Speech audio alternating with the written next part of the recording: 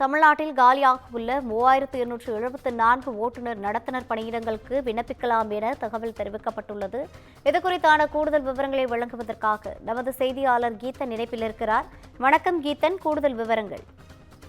வணக்கம். குறிப்பாக தமிழகத்தில் 8 போக்குவரத்து மண்டலங்களில் கீழ் போக்குவரத்து கழக அரசு பேருந்துகள் இயக்கப்பட்டு வருகின்றன. கடந்த சில ஆண்டுகளாகவே போக்குவரத்து கழகங்களில் இந்த ஓட்டுநர் மற்றும் நடத்துனர் பணியிடங்கள் என்பது காலியாக இருந்து வந்தது. குறிப்பாக ஓட்டுநர் மற்றும் நடத்துனர்கள் அந்த ஓய்வு பெறுகின்ற பொழுது அவற்றை உரிய காலத்தில் நிரப்பாததால் ஏராளமான அந்த காலி பணியிடங்கள் ஏற்பட்டது. இந்த நிலையில் தற்பொழுது அரசு போக்குவரத்து கழகங்களில் காலியாக இருக்கக்கூடிய 3274 பணியிடங்களை நிரப்புவதற்கான அறிவிப்பு தற்பொழுது வெளியாகி இருக்கின்றது. குறிப்பாக ஓட்டுநர், நடத்துனர் என அந்த பணியிடங்களை குறிப்பிட்டு இதற்கான அறிவிப்பு என்பது வெளியிடப்பட்டிருக்கின்றது.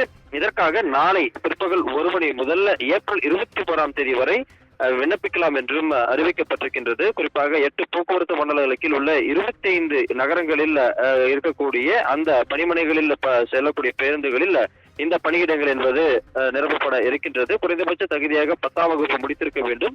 எழுது தேர்வு, செய்முறை மற்றும் நேரடி நேர்காணல் மூலம் இந்த பணியிடங்கள் நிரப்பப்படும் என்று அறிவிக்கப்பட்டிருக்கின்றது.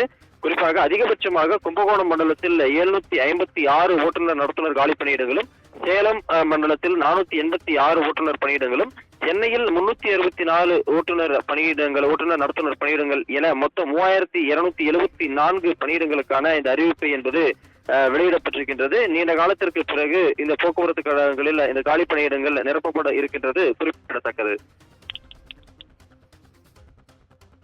கூடுதல் விவரங்களை வழங்கியமைக்காக நன்றி கீதன்.